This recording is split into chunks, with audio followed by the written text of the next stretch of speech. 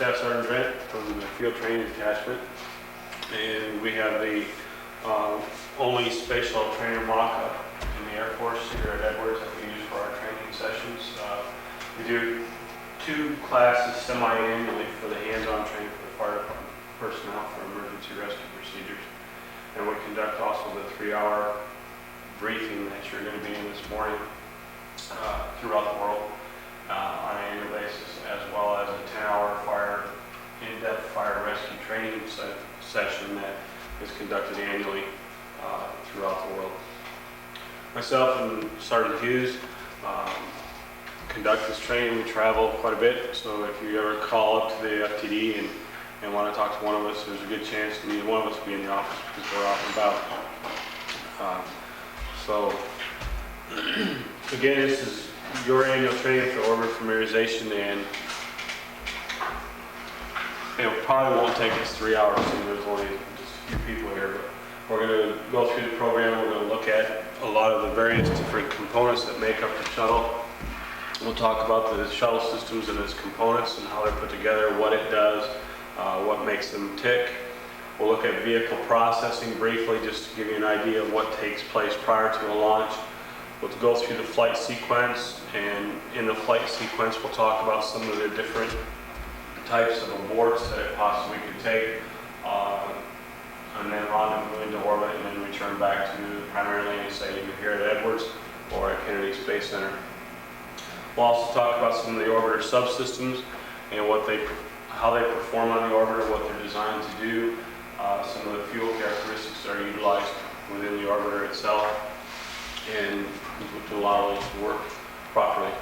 We'll discuss some of the hazards, which become a very predominant role in a lot of our emergency landing sites, but as well as here at Edwards, with being an end of mission landing site, or possibly even an abort once around.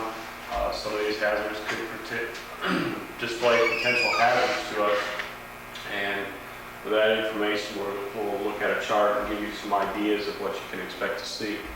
And then we'll finally talk about landing support, where we fit into the picture on a nominal landing here at Edwards at the end of the mission, as well as what we could expect on an abort once around, where they had come in earlier than projected. First of all, we're going to take a quick overview of the Space Shuttle vehicle itself. And a lot of people have this frame set mind that the only thing that is the Space Shuttle is the orbiter vehicle itself, which is the part that returns after the end of the mission. When in fact the orbiter vehicle is only one portion of the entire segment of the Space Shuttle vehicle. It's made up of 4 independent components. It has the 2 solid rocket boosters, left and right, the external tank, or the ET as it's commonly referred to, and then the orbiter vehicle itself.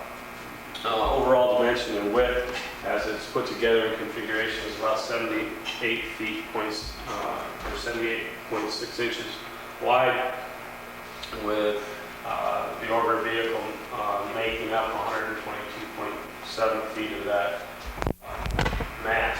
Now, when the orbiter comes in, just to give you some ideas, again, it comes in with the wheels down to the top of the orbiter. We're looking at approximately 24 feet to the top. The side hatch area here, which is our normal entry point as well as egress, we're looking at approximately 12 feet to the ground. So for the firefighters, that's kind of a crucial thing, because it's letting them know exactly the size ladders that they're going to need to gain access. Along with that, we have the normal entry, as I said, for ingress and egress on the orbiter of the side hatch, as well as we have an emergency jettison capability of the observation window, which is on the left overhead window, in the event of an emergency when we had to get into the orbiter. Again, this is looking at the orbiter vehicle itself and to gain a more of a defined picture on liftoff. But you can see that the 2 solid rocket boosters have been ignited. They're burning, providing the propellant necessary to lift the orbiter from the launch pad, along with the 3 main engines. The total combined force being generated there is approximately 7 million pounds to lift the orbiter off the launch pad. Once the solid rocket boosters have completed their burn, and approximately 2 minutes into flight, they're jettisoned away, They fall into the Atlantic Ocean and are recovered, and the 3 main engines will continue to burn to send the orbiter into the orbit phase up until about 8 minutes into flight. At 8 minutes, then they'll command what we call MECO, or main engine cutoff. The 3 main engines are then shut off, and they're never used again. And then the orbiter maneuvering system, which is one of the subsystems that we'll get into in a few minutes, are these 2 nozzles that you see in the upper portions here. That is what's used to insert the orbiter into the actual orbit and then to move it up in speed through orbit if necessary, and to do some of the finite maneuvers that is necessary to catch up with satellites and the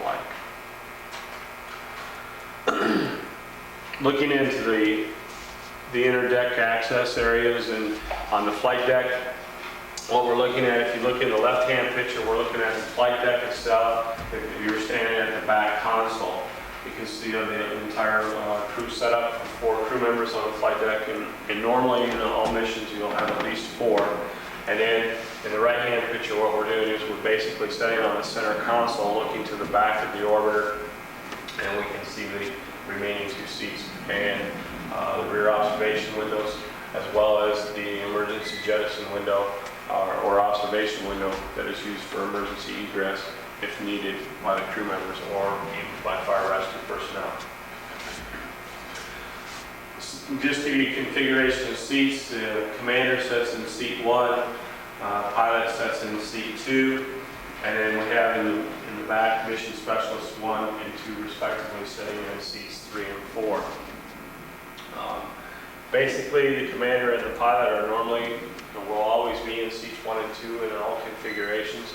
And then the mission specialists will be seated in seats 3, 4, 5, 6, and 7, respectively. And 5, 6, and 7 are in the downstairs or the mid-deck area.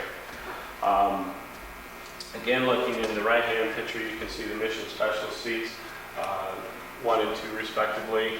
Also, the 2 inter-deck accesses to allow them to maneuver while they're on orbit from the mid-deck to the upper deck. Also, you can see the observation windows going on into the cargo bay, as well as the joystick to be used to manipulate the remote control arm during a mission. This kind of giving you a good interior view of the center console, the commander's seat, and the pilot's seat. Again, I'd like to point out that in the event of an emergency, the crew has to get out once they've landed the orbiter, and the side hatch for whatever reason wouldn't be open. We can open up, or they can open the emergency overhead observation window by using the T-handle center console. Again, just kind of give you an inside view of all the telemetry and whatnot that's available to them for processing during their flight. This is kind of give you a broad picture looking back on the flight deck area. This is back where seats 1 and 2, or I'm sorry, 3 and 4 would be respectively. You can see because of the wide angle lenses that are used to give us an overall picture of everything that's happening during a mission, it makes the area look rather large. However, it's very confined, and if you ever get a chance to come out and see our orbiter trainer that we have here at Edwards, it'll give you a real idea of actual size of the interior portions of the orbiter. Again, you can see the seats have been retracted and stowed out of the way to give them a little bit more room to work. Again, a good picture of the joystick for the manipulating arm for deploying satellites, recovering satellites, and the like, along with the 2 observation windows going into the cargo bay. Down on the mid-deck, again, just kind of get you in perspective of where we're at now. Your normal side hatch would be right in here, in this area. It's approximately 48 inches in diameter, and that's the normal ingress and egress point. It's where they actually gain entry to the space shuttle prior to launch, and upon a normal return or a normal landing, that's where they would exit from. Respectively, here you can see seats 5, 6, and 7. Again, depending on the type of mission, there may only be 1 mission specialist downstairs, or there could be as many as 3. Also, the treadmill is there. We have our sleep stations. to enable the crew members to do their crew rest and alike. Also, you can see the airlock that is represented by this cylinder chamber here. This is where they prepare to do their spacewalks and go out and do work on satellites and things of that nature. Also, out here is a little silver box, and that is the hatch jettison access control panel, if you will. And there are two T-handles located. In the event that the orbiter becomes in grave danger and unable to make it back to a primary landing site, hopefully somewhere over the ocean, through consultation with NASA, the commander may decide to ditch the orbiter. In the event that that happens, he can command or direct the individual sitting in seat 5 to go ahead and prepare the side hatch for an emergency jettison, perform that jettison function, and deploy the slide pole, and then they would bail out over the ocean. Also downstairs, you can see that there's a network of different storage cabinets for different experiments, clothing, storing helmets, gloves, and etc. We also have 3 avionics bays. One is located right here, and the other 2 are forward.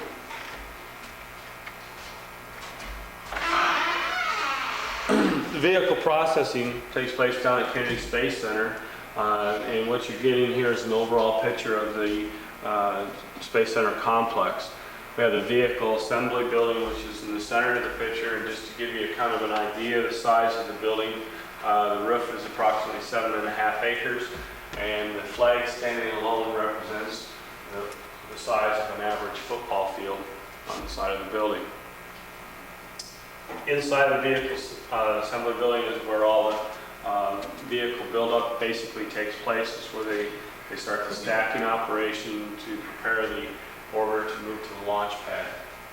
Also in the foreground or background here, you can see 2 specific type hangars that are used for the orbital processing, or the OPS. And that's where they actually prepare the orbiter for a mission. That's where they go through and do their finite maintenance, preparing it for a specific task on a given mission prior to going to the vehicle assembly building.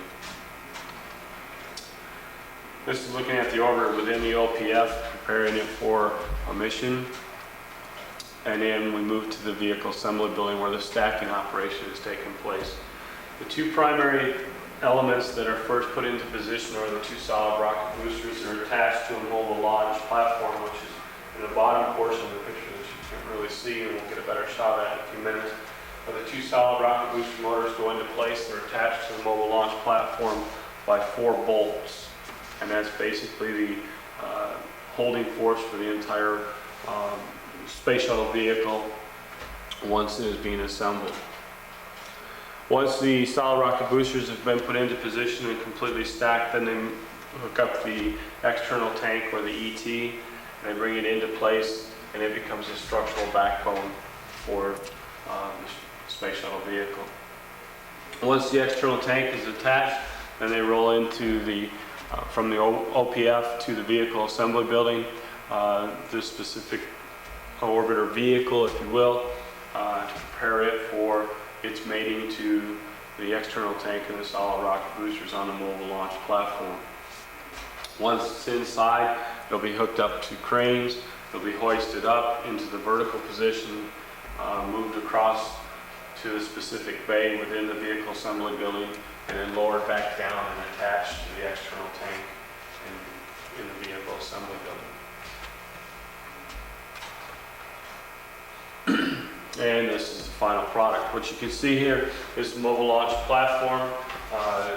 Again here with the entire space shuttle vehicle. Again, the 2 solid rocket boosters are the mainstays, the holding force, if you will, of the entire vehicle itself. They're attached by the 4 bolts to the mobile launch platform, and then just below the 2 down, they have what they call the crawler transport, and it's one of the world's largest moving mass vehicles, and it's in the world Genesis Book of World Records. This is looking at one of the cleat assemblies for the crawler, and just to give you an idea in size, that's a 6-foot man standing next to the track. Each one of those cleats weighs approximately 1 ton.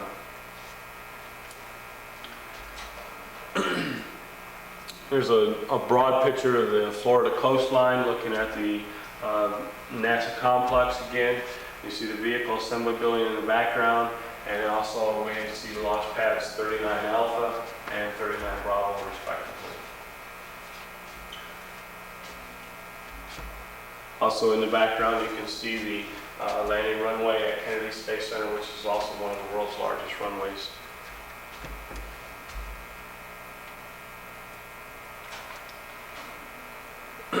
Once the vehicle is moved into the respected launch pad, the crawler transporter is obviously retracted and moved away, and they set the mobile launch platform in place at the fixed service structure, which is the mast that you see here. Also, you can see that the service arm has come out. This is where the infamous white room is. It's genetically clean. This is where they actually gaining ingress to the orbiter, preparing it for flight. The closeout crew and the astronauts will enter through that area to prepare them in for launch. Also, you can see the rotating service structure here. If it had a vertical payload that had to be loaded, then the rotating service structure would be utilized to rotate the cargo into the cargo bay and prepare it for its mission. Upon liftoff, at about the point within the first 15 to 20 seconds from liftoff, there's going to be a change in communications. And again, remembering that the 2 solid rocket boosters have been fired, the 3 main engines are firing off, and the orbiter vehicle is preparing to leave the launch pad. There's a change in communications. Johnson Space Center in Houston picks up the communications, as well as the Support Operations Center located at Cape Canaveral Air Force Station in Florida. The SOC, as it's commonly referred to, is manned by the DDMS personnel from Patrick Air Force Base, who write the contingency response elements, the old plan for the shuttle support operations.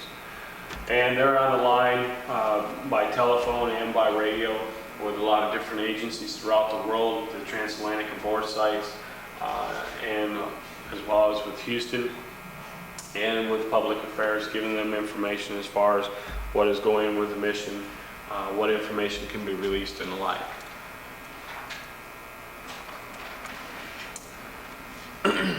Okay, once we enter the flight sequence, again, as I said earlier, in approximately 2 minutes from liftoff, the 2 solid rocket boosters will be jettisoned away.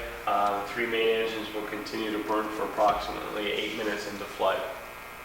Once the 2 solid rocket boosters leave the orbiter, they fall into the ocean, the Atlantic coast.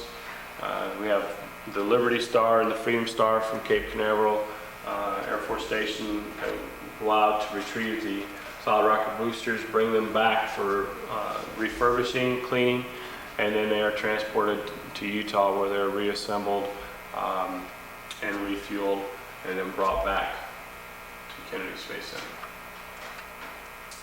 Unfortunately for the external tank, it doesn't have the same venue of life. The external tank, at approximately 8 minutes into flight, command main engine cutoff, or MECO, and the external tank is then jettisoned from the orbiter, and it falls in a approximately 100-mile footprint somewhere within the Indian Ocean. Basically, it's disintegrated. There's not much left. Okay, looking at kind of the launch profile, if we will. Again, from launch, approximately 2 minutes into flight, the external tank, or I'm sorry, the solid rocket boosters are jettisoned. The external tank is still fueling the 3 main engines. Once the 8-minute mark has been reached, we get main engine cutoff. The external tank is dropped.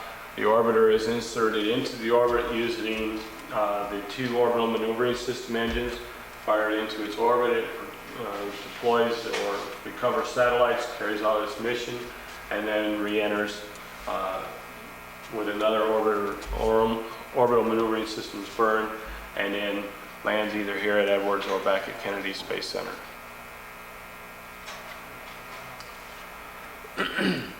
We'll talk a little bit briefly about some of the landing opportunities or abort profiles, if you will. The first one we have is called an RTLS, or return to launch site. Here's something that's happened within the first 8 minutes of flight, basically up to 22 minutes, where they've made a determination that they're going to bring the orbiter vehicle back to Kennedy Space Center. There's something that's gone on that they cannot fix. They don't like the overall picture of what's happening, and they're going to make a series of maneuvers to allow the vehicle to return back to Kennedy Space Center, all within about 22 minutes from the time of liftoff. Again, going through the profile a little bit, we have the launch takes place, solid rocket boosters are expelled, jettisoned from the orbiter approximately 2 minutes into flight.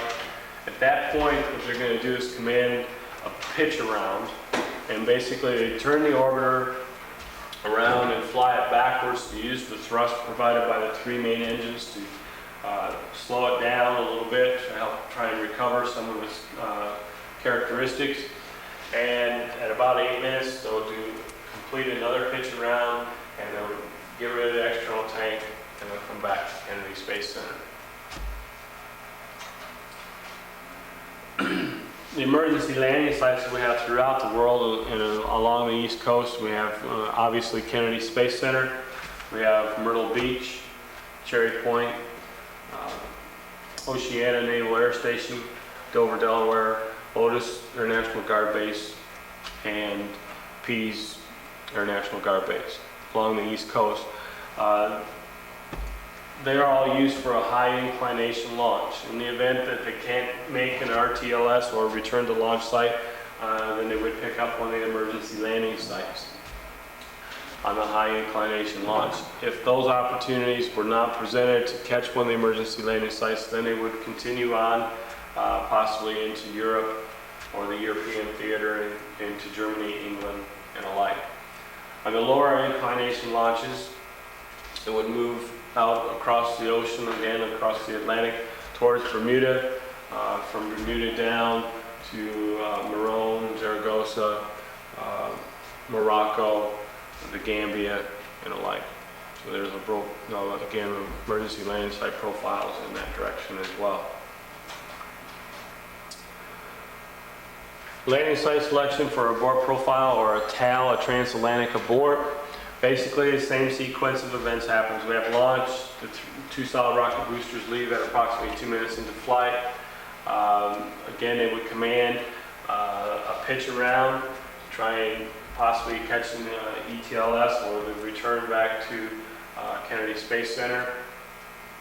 At 8 minutes, they would again lose the external tank, command MECO, the external tank would drop into the Indian Ocean, and then they would move into one of the primary TALs, either in England or Germany, possibly even Maroon, Zaragoza again, depending on the inclination of the launch.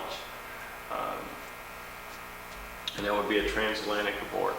Again, the hazards there become very important to all personnel concerned, because something has gone on seriously wrong and it has not had a chance to expel any of the fuels that are used, as well as still having a full payload of the cargo. So again, it becomes a critical situation at that point.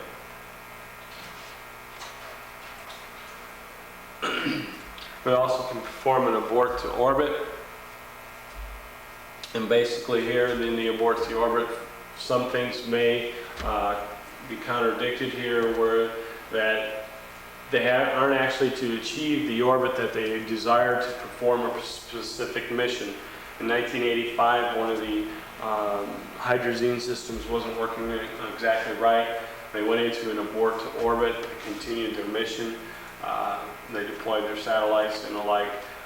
And basically what happens with the abort to orbit is they're going to have to work from the lower Earth atmosphere, and maybe use a little bit more fuel to actually insert a satellite into its designed orbit. So in that particular situation, again, it's only happened once, but again, they were able to continue the mission and make a successful landing back at Edwards at that point. Also, we could do an abort once around. What happens with abort once around is basically they're going to go in and do some troubleshooting, try and figure out what the nature of the emergency is, or the problem. If they can fix it, they'll attempt to do so. If not, they'll make at least 1, possibly 2 revolutions around the Earth, and then come back to either Kennedy or to Edwards. And that would take an entire time frame of approximately 107 minutes from launch.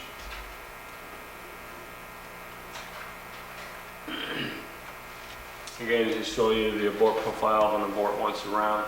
Again, basically the same sequence of events takes place in this as the abort to orbit. Again, they'll achieve the ohms burn or the orbital maneuvering system burn, insert it into its orbit, take it around the Earth 1 to 2 times, and then come back to the primary landing site.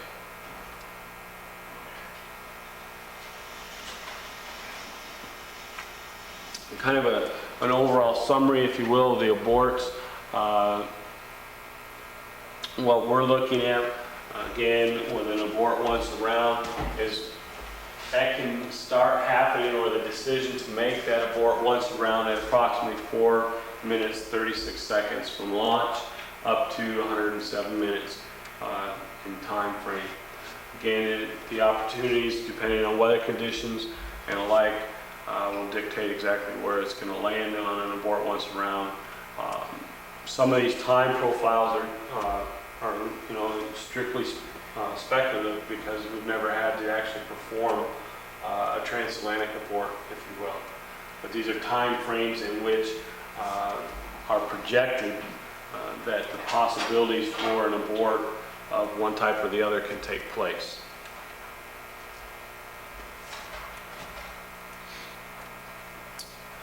We'll look at a little bit of the orbiter subsystems and what makes the orbiter function or tick, the heartbeat, if you will, and how the orbiter is put together in its configurations to perform its missions. Again, we're getting a real good picture of the aft portion of the vehicle. You can see the 3 main engines. Again, once they reach the first 8 minutes into flight, a main engine cutoff is commanded. The 3 main engines are never used again. But what has happened is the orbital maneuvering systems, or the OMS, which are the 2 smaller engine nozzles that you see in the upper portions of the picture, those are used to insert the orbiter into orbit, as well as to bring it out of orbit on its re-entry burn. Also give it an accelerated speed if needed to catch up with the satellite, and to position the orbiter in the proper axis to rotate around the Earth.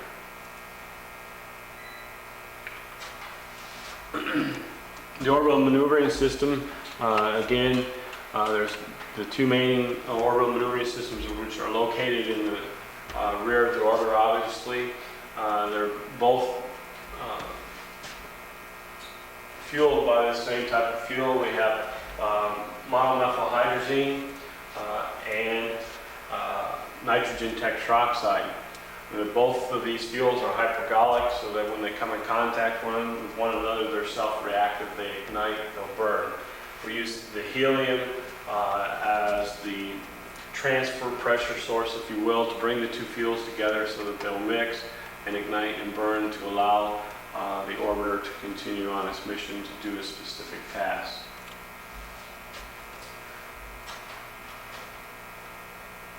Also, we have the reaction control systems, which are located in the nose of the orbiter. Again, both using monomethylhydrazine and nitrogen tetroxide. And again, the reaction control systems, along with the aft reaction control systems, or thrusters, if you will, that you can see around the rear portion of the orbiter as well as the front, are used for the finite maneuvers of rotating the orbiter left, right, at split-second intervals, such as you've seen with the historic mission recovering the Intel satellite. You probably, if you remember, you heard one of the astronauts, as he was trying to catch the satellite, he was telling the commander he needed to go a foot left, up, down, right, through the reaction control systems. They were commanded to burn, and that allowed the basically to move in those split-second intervals within the axis of the satellite to try and recover the satellite successfully. Again, the monomethylhydrazine and the nitrogen tetroxide are brought together by the force of helium, and helium is nothing more than the gas used to bring the two products together.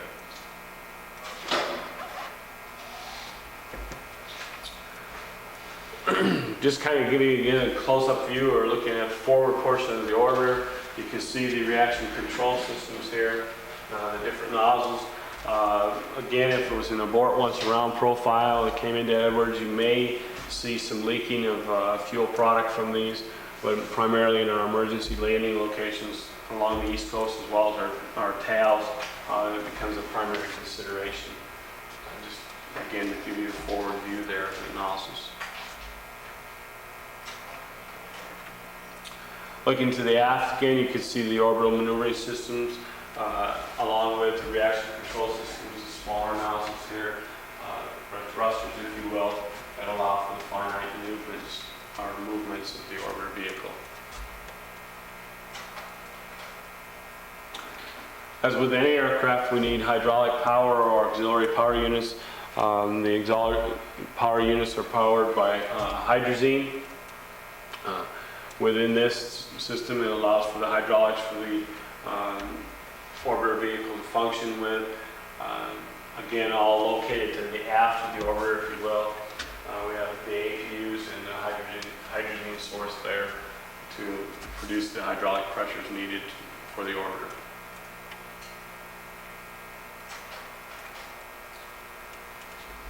Also, the electrical power is generated by yet another system using liquid hydrogen and liquid oxygen.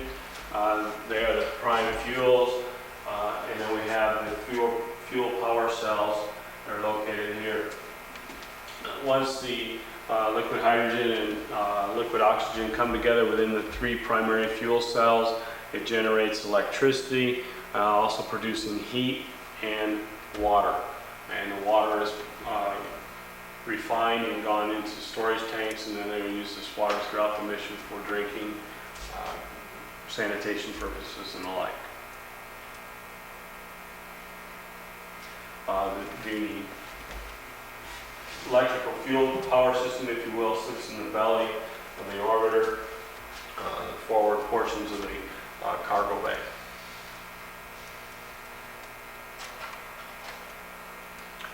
Also, the manipulating arm, the remote control arm that's used to deploy satellites, recover satellites, may or may not be on a particular orbiter. It doesn't go up on every mission, but it's also stowed in the cargo bay. Again, it's not a great hazard to us. Again, it's there, and everybody anticipates it being there, but again, depending on the type of mission, it may or may not be on the particular orbiter vehicle that you're dealing with. And this is just showing the arm deployed. We're recovering the satellite.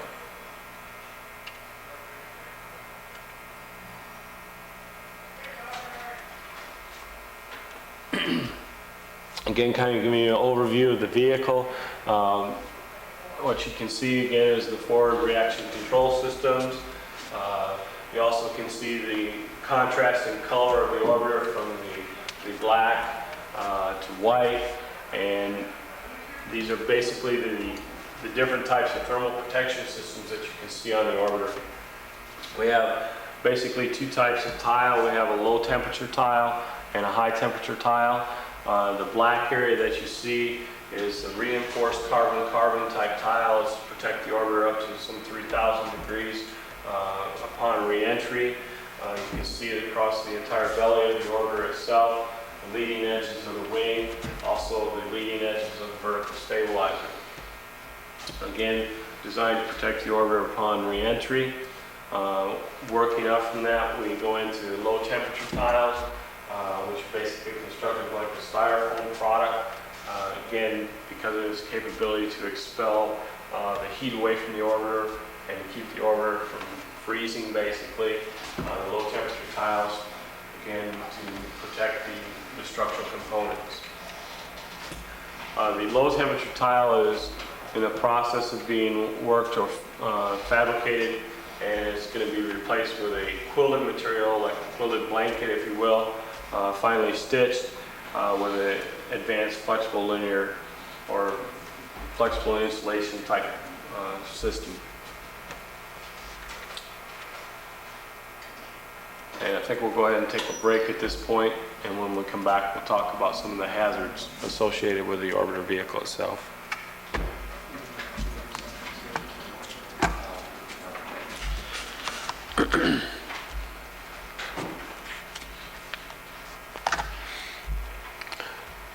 The hazards and emergency procedures. Again, we talked briefly about the side and top hatch. In the event that something has gone wrong upon the landing of the orbiter, whether it be a nominal mission, everything has gone exactly as projected. Once the orbiter vehicle lands, it does have the opportunity to possibly jettison the side hatch as well as the top hatch. Brake and tire fires are a real possible threat because of the mass weights of the vehicle itself. So we have to also be prepared for those. Smoke, again, along with fire, becomes potential problems for the non-protected personnel, if you will. Liquid leakage. Here at Edwards, you probably won't see that much of a liquid leakage problem. However, again, when we look at the different landing locations throughout the world where if it had to make an emergency landing or a transatlantic aboard, it still could have full payloads and not a lot of opportunity to actually expel or use up a lot of the fuels and so on. So liquid leakage could become a serious problem. Again, the pyrotechniques and any solid propellants that are within the orbiter become a consideration again for all emergency personnel. Pyrotechniques, again, throughout the orbiter, we have them on the remote control arm. In the event for some reason they weren't able to retract it upon completion of its use, they can separate it. Also, the top hatch and side hatch both having pyrotechniques in them, as well as the 3 landing gear assemblies having pyrotechniques charged, because they themselves become a grave hazard. Looking at some of the different fuels, I'm going to take you through briefly where they're at again and what they're designed to do as far as their configurations and how they fit into the orbiter. Now, as you look at the chart, and again, I apologize if it's not focused very clearly for you. We basically have a breakdown here with the chemicals, its characteristic, what it's used for, and the number of tanks that are located on the orbiter. It also gives us some landing quantities as far as how much fuel is actually there upon completion of a 5-day nominal mission. Remaining quantities that weren't used, basically. Those will vary again depending on the particular orbiter and the type of mission that it was on. The quantities could be greater than that. The first one we want to talk about, which is monomethylhydrazine. Again, it is a hypergol. It is used as the fuel, if you will, or excuse me, the oxidizer. It's very toxic. It has a ammonia type smell. Again, it's used in the propellants for the orbital maneuvering system as well as reaction control system.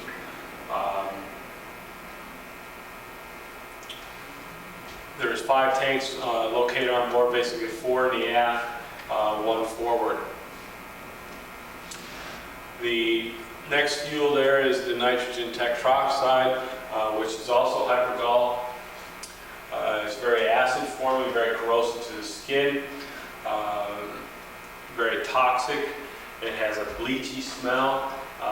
It's going to be very evident if you would see nitrogen tetroxide leaking because it has a reddish brown color or cloud to it, or the vapor, if you will. If it's a very rich induced leak or spill, it'll become almost a purplish type brown in color. Again, it's used as a propellant within the orbital maneuvering systems or the reaction control systems. There's also 5 tanks located on the orbiter, again 4 aft and 1 forward.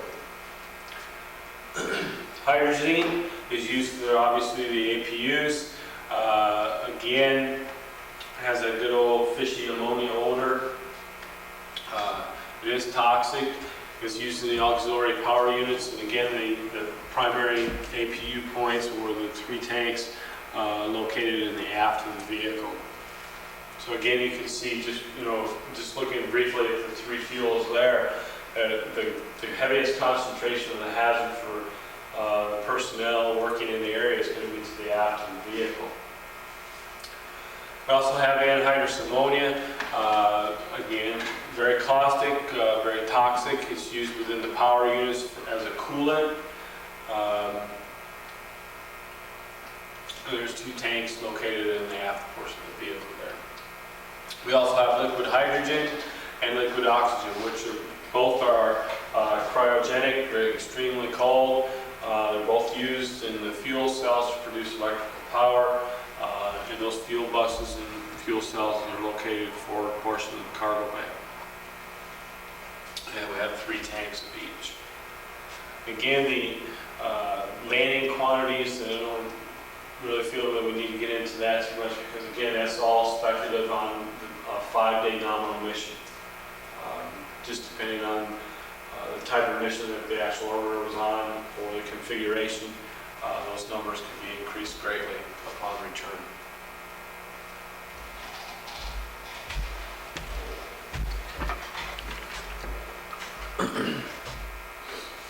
In the orbiter vehicle, as it's making its way in for its landing, whether it be here at Edwards or Kennedy Space Center, again gives you some kind of overall view and profile, if you will. Again, the main landing gear, as well as the nose gear, all 3 having a pyrotechnique charge there. In the event that they could not be commanded to deploy normally by gravity, contrary to popular belief, there's no hydraulics per se that actually deploy the landing gear. They fall and lock into position by gravity. In the event that that didn't happen, they do have a pyrotechnique charge in each one of the wheel wells that basically explosively removes the retract pin, allows the landing gear to drop. It does become a hazard, again, once the orbiter lands. We know that because of the weight of the vehicle itself, that we're going to, and the stopping distance per se of the orbiter vehicle on the runway, we're going to have hot brakes. We're instructing all personnel and we're advising them, as can be also taken from the DDMS rescue procedures document, that you will not approach the main landing gear of the orbiter within 60 feet for the first 45 minutes upon landing.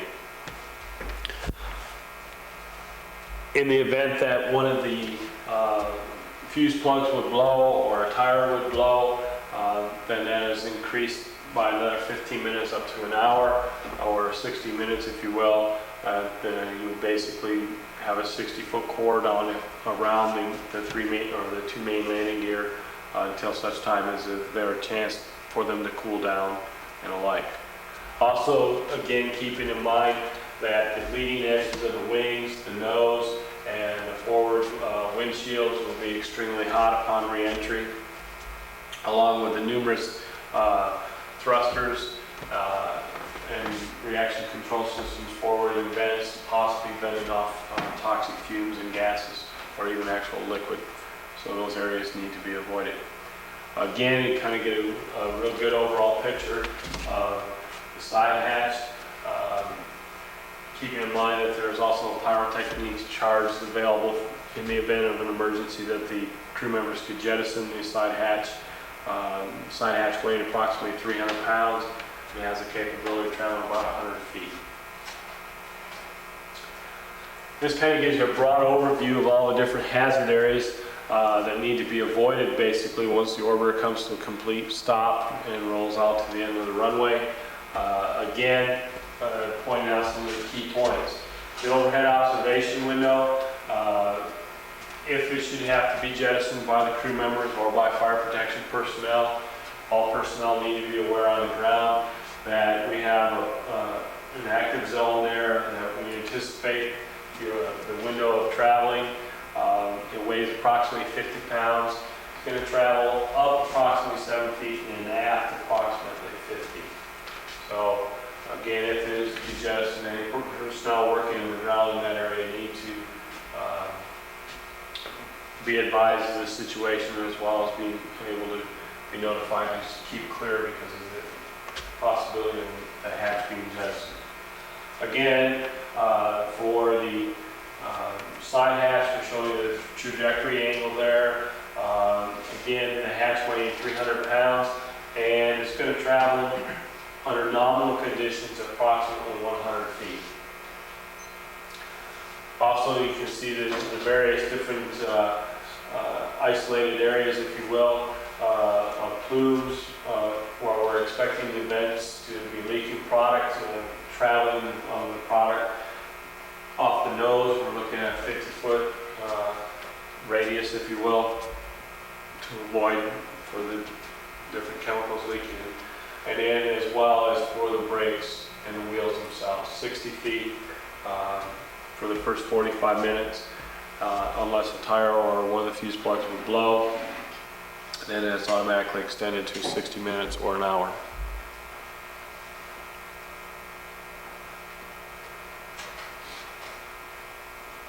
The typical orbiter approach using a heading alignment cone, or if you've been listening to any of the radio communications between the orbiter crew and the Edwards folks as they're preparing for landing, they call for a hack.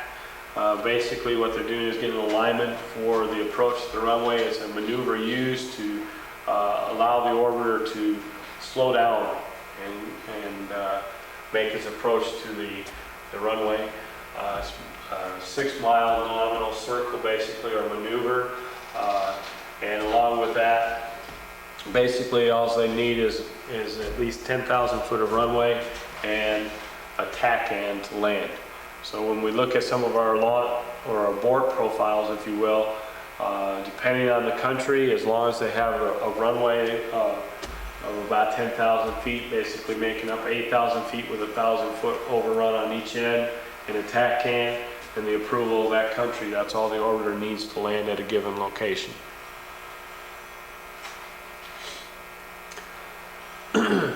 We'll talk briefly about some of the egress modes, and again looking at some of the profiles of what can happen with the orbiter crew,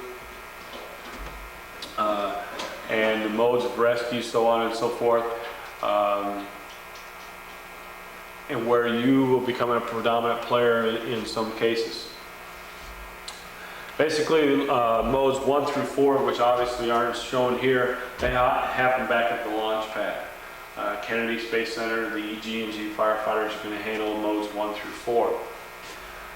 However, in our contingent, as we would see it here at Edwards or at any of the other alternate landing locations throughout the world, we're going to become involved with modes 5 through 8 in some capacity, depending on the situation. Basically, in a mode 5, as you can see, it says that it's an unaided egress but aided escape.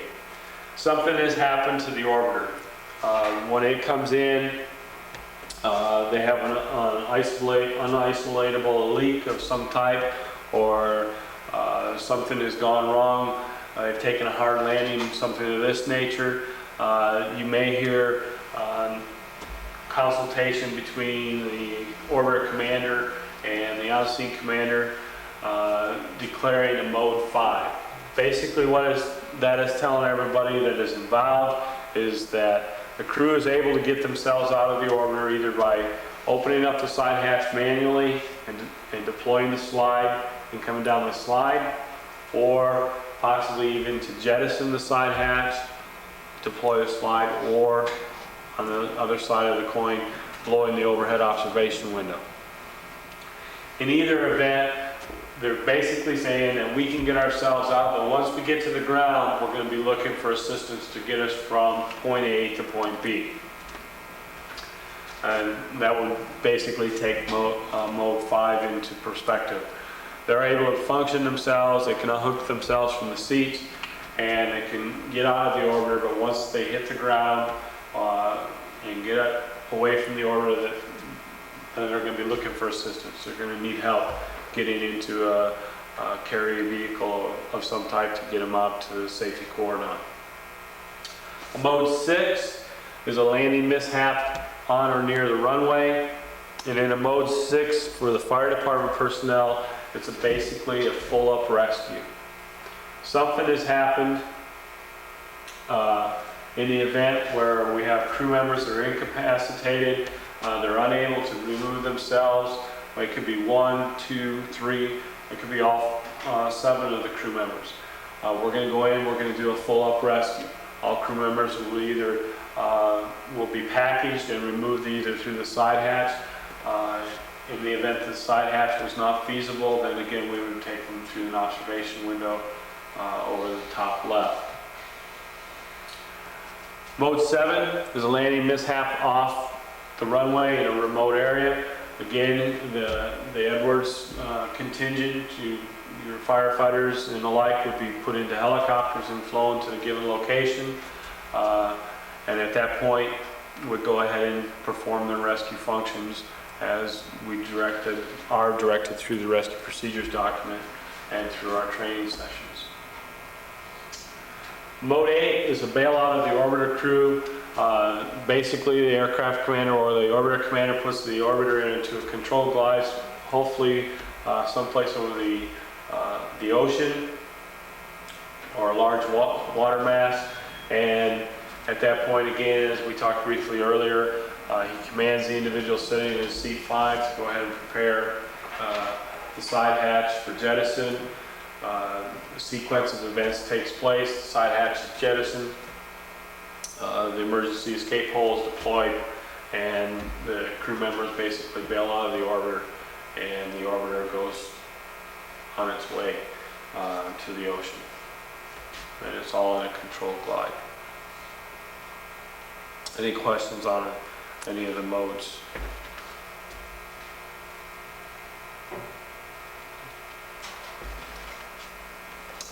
Medical codes, there's a change in thinking and theory here, and we're not going to get into a lot of specifics on the medical codes. We used to brief and it used to be advised when we would talk about the medical codes as far as what it pertains to, but now the crew members themselves would rather be identified by either the seat and or color code in the position that they're sitting. And the medical codes, again, more on the medical side of the house where they're going to be able to communicate between one another of exactly what's happening. Each one of the mission specialists or pilot or commander have a little Velcro tab, if you will. It's located on the back of the helmet. There's one on each glove, one on each of the tassels on their boots, and then one on the parachute harness, giving a color code for where they are within the orbiter. And so that shortens up the communications and limits the possibility of the media picking up a wrong indication of the status of a given crew member and possibly putting an erroneous name out there as to one of the crew members being deceased, whatever the case may be. In the initial approach, again, we're looking at a nominal situation here. The configuration that you see here is just one given idea of how we advise our different fire protection folks and different key responders, if you will, in base contingencies for setting up their vehicles. We're looking at nominal conditions. Everything has gone as planned. We're saying ideally your initial setup point will be approximately 1,200 feet, 1,250 feet off the nose of the orbiter in the upwind position.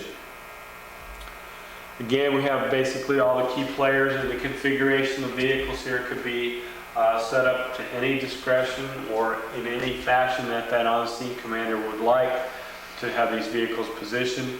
But basically the key elements are going to move into place where we're going to have our fire protection people, the on-scene commander, bio, security, some type of bus or stair crew for transport of the astronauts, all again within position and able to move in with quick access to the orbiter vehicle itself.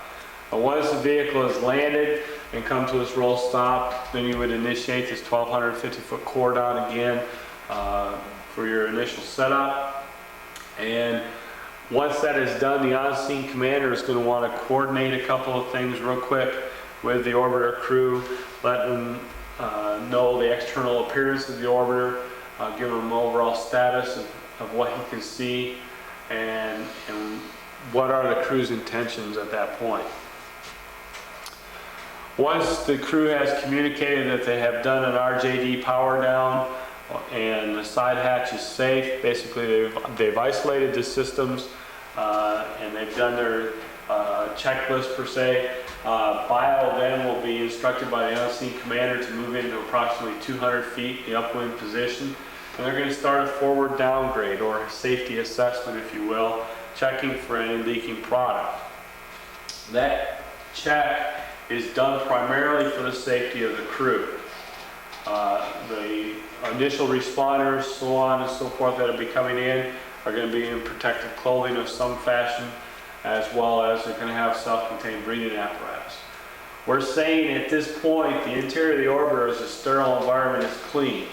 Once we open up the side hatch to allow the crew members to come out normally, or if we have to go in and actually assist with the crew members in exiting the orbiter, then the outside area is a contaminated area, and we want to check to see what the actual toxic level of the chemicals that may be leaking is. So we're going to do a forward downgrade or hazard assessment, if you will. Bio goes in with their Draeger and MSA gas detectors, and they'll start a forward downgrade, basically just starting after the side hatch and working their way around the nose. After they've completed that, they will give basically an all clear signal back to the on-scene commander, and the on-scene commander at that point may, at his discretion, move into the 200-foot mark as well to get a better understanding of what's happening, as well as the orbiter crew will be notified of the existing conditions, and they'll be preparing for exiting of the orbiter. Again, that forward hazard assessment, we'll start briefly, again, just after the side hatch, and they'll be working their way around. You may see one of the bio people out there, and they'll have a long, approximately 8-foot pole where they're doing the different sampling. They're constantly taking samples of the different vent ports, the different reaction control nozzles, to try and obtain readings of the actual levels of toxicity that are present. Again, these people work on a buddy system. It's basically a no-loan zone. There has to be 2 individuals there. They both have to be competent, obviously, in being able to use their equipment. And once, again, like I said, once the forward downgrade has been declared, they may even declare that a shirt sleeve environment, basically meaning that you could walk up there as you're dressed today and do your job, depending on the situation. And depending on the contingent and the guidelines that you have established within your checklist here at Edwards, if they declare it a shirt sleeve environment, in fact, you may be working in that atmosphere.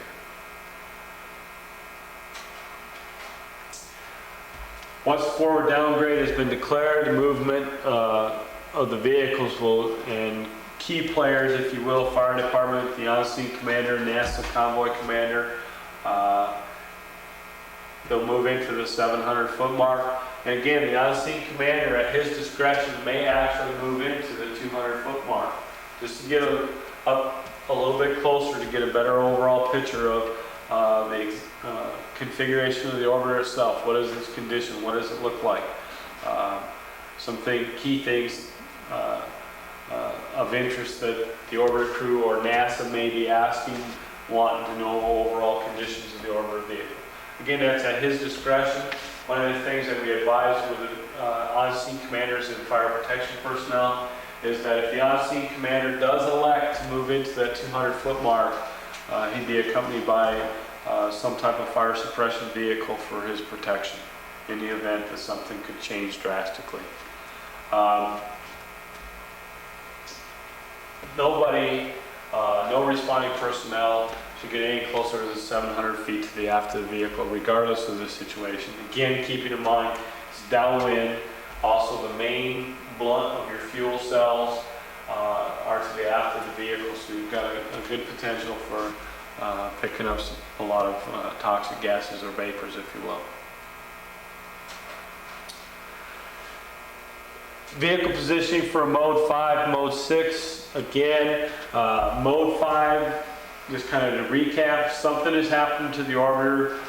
Something is basically needed to expedite the egress procedure, if you will, or the exiting of the orbiter.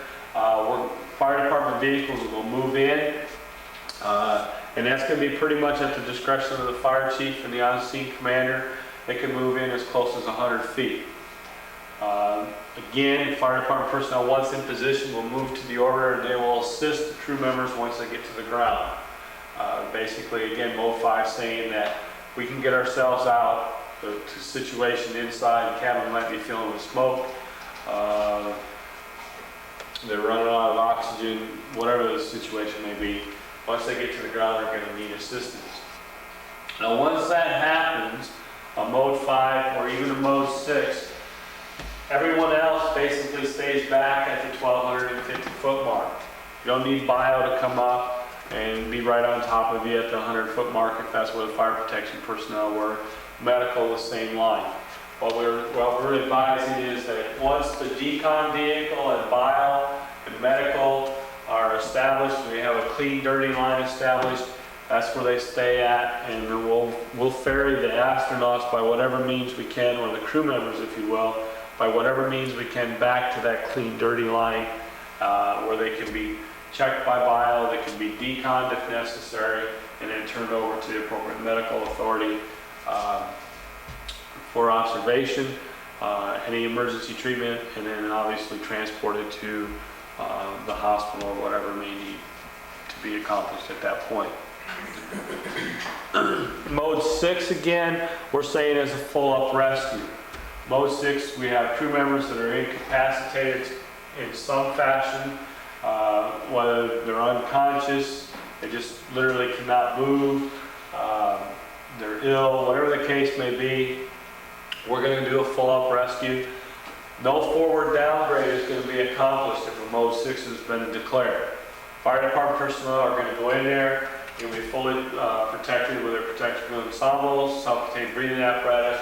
They're going to make entry either through the side hatch or through the overhead window. Going to package the astronauts, remove them, put them into some type of vehicle, then ferry them back to the 1,250 mark and again be turned over to bio, decon if necessary, medical, and then transported to the hospital. If something really goes seriously wrong, then we have an egress condition red.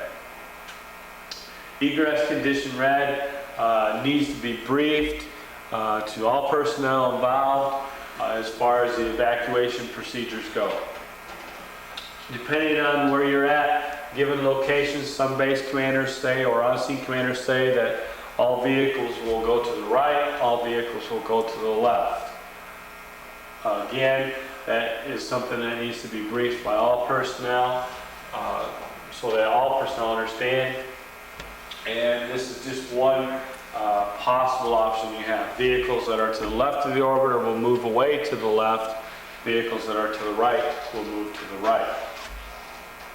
Again, it's important here that you understand that the ambulance staff, medical staff, decon personnel, bio, they're back at the 1,250-foot mark. Again, if we had an egress condition red declared, we had all these other key players up within that 100-foot mark, as an example, is going to create for a lot of confusion in trying to get everybody back to that safe zone at 1,250 feet. So what we're looking at here is fire protection personnel. Now basically within the Edwards contingent, and depending on where we're at, there's only a couple of people that can declare an egress condition red. The NASA convoy commander, the on-scene commander, fire chief, and the #1 rescue crew member that's performing the operations of rescue. Those are the key players that can declare that egress condition red. If we have an egress condition red declared, it could be because we have a fire that's spreading from the wheel well up into the cargo bay. A lot of other different scenarios could come into play there where egress condition red is declared. Key thing is that all people need to be briefed.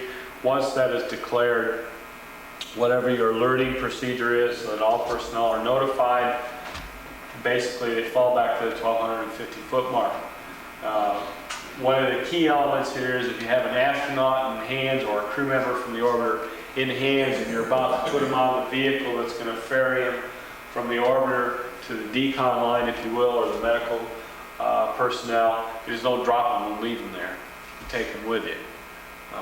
Again, we tell the fire department personnel, if you see a person coming to your vehicle and trying to get in, just don't drive off and leave them.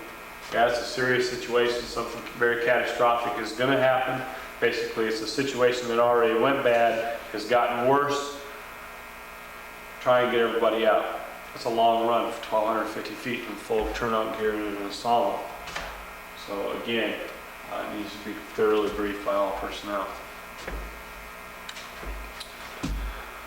Normal landing support. Again, some of the configurations that we teach and we advise throughout the world versus what happens here at Edwards is a little bit different. Again, it's a lot, when you go to Kennedy Space Center, it's different, even to an extreme different there. However, what's normal situations, we're going to have the landing, we'll have roll complete. Our convoy element will move into position at the 1,250-foot mark. Security perimeter will be established. Basically, the security police are going to set up a 2,000-foot cordon around the orbiter vehicle and the contingency response force. They'll establish an entry control point at the discretion of the on-scene commander. The on-scene commander will establish radio contact with the orbiter, as well as even the possibility of the NASA convoy commander. And at that point, they're going to advise the orbiter crew of the external appearance. Keep in mind that they're sitting approximately 20-some feet up off the ground. They have no rear view mirrors. If a landing gear collapsed or a tire blew, they may feel it, but they're not going to know exactly what's going on.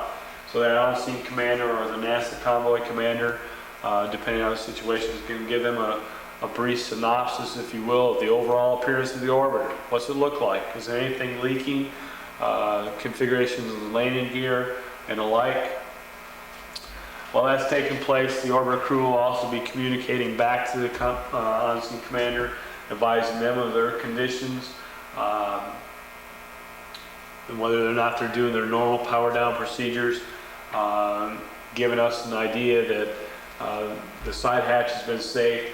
A hazard assessment will move into the 200-foot mark, and they're going to start their forward downgrade. Once the initial hazard assessment has been done, the stair crew, if that is provided, will move into position, and the crew will then leave the orbiter by the side hatch and move out to medical and decon, be monitored, decontaminated if necessary, evaluated by medical, and then stand by for the support request from NASA. Landing operations for the fire crash rescue personnel. Again, we know that we're going to have to provide some type of fire suppression in the event of a fire. Again, and that's why you might, in your mind, you might say, well, what have we got all these fire trucks out here for? Again, in the event that a fire does take place, we want to try and conserve or maintain the entire integrity of the orbiter vehicle itself, as well as protecting all crew members and any of the key players that may be in the area at the time of fire. We'll assist the crew with egress if needed, and we'll provide a fire watch for 24 hours a day, 7 days a week, from the time it lands until it fouls on. The equipment and personnel will be on standby at the runway, fire trucks, rescue vehicles, protective ensembles, and at least a 9-man rescue team. Again, all the directives of how that's to be comprised can come out of the DDMS Rescue Procedures document, as well as the DDMS operations or O plan, to give you the configurations and setups of what's needed.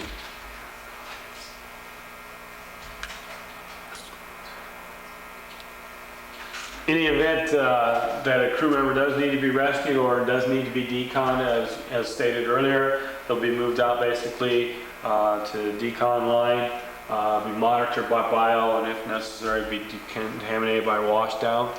This is taken at Cherry Point Marine Corps Air Station, and it's just one configuration. Landing operations as far as security goes, again, the support activies, base security is going to have to be provided. This becomes crucial in a lot of our transatlantic abort sites and our emergency landing sites. We don't have the wide open spaces like we do here at Edwards. So again, they may have to increase their security. Runway operations and security may need to be increased. Park site security, again, here at Edwards, that doesn't become a real critical element for the security forces here. However, at other places, they're going to have to figure out how they're going to augment that to provide a 24-hour security post, if you will, for the orbiter. And then the turnaround operations, preparing the orbiter for its turnaround back to be loaded on the 747 and taken back to Kennedy. Again, equipment and personnel, as indicated in the DoD or the DDMS operations plan, gives you a specific guideline as to the criteria that need to be met for that operation. Of course, this is Edwards. Medical personnel, their operational support, again, immediate medical stabilization, transport to a medical facility, either be a base hospital, a local area hospital, establish medevacs as required, whether it be through using the DC-9 Nightingales or the helicopters, whatever the case may be. Again, equipment and personnel must be on standby at the runway, consisting of flight surgeons, EMTs, ambulances, etc. Again, those guidelines and checklists, if you will, are outlined in the DDMSO plan as well as the rescue procedures document. There's also a cherry point of our exercises that we do. Disaster preparedness, again, they're going to become crucial. They're going to have to develop and implement a local plan to limit damage to the orbiter and the surrounding areas in the event of a major accident. They're required to establish basically a cordon or projected cordon based on an 80-gallon spill of nitrogen tetroxide. Taking the given winds for that day, they have to plot this travel, if you will, of the plume. In the event of a major accident, what areas it's going to affect, how many people are going to have to be evacuated, so on, and they'll coordinate that with the local governing authorities. Again, this becomes a real critical problem in the TAL supported locations because we don't have the luxury of being able to declare a national defense area in a lot of those areas. So in the event that would happen, there would be a lot of coordination that has to take place. Again, the equipment personnel would be as required by the DDMSO plan. And finally, but not least, the orbiter vehicle would be then loaded onto the 747 and take them back to Kennedy Space Center. Is there any questions?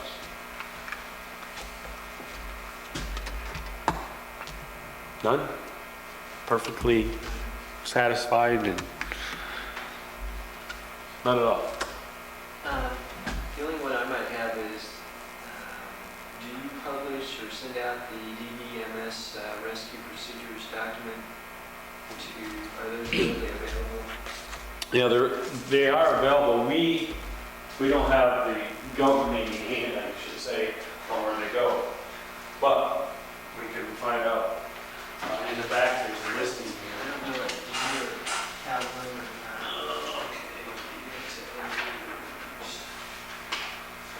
Okay. Some of the different places. Right over here, it tells you how many copies went there. Was it? Yeah, it's the And this is the most current. We're in the process, I should say, we had input. Our job, we go in and actually just do rescue. And we don't do any medical evaluation, anything like that. So what happens, we basically take them out of the seat, and we have emergency breathing air bottles that we hook on, put a wrist strap on them, and a leg strap to kind of keep them in a tight package. So we can move them through the interdeck access and out the side hatch or up through the window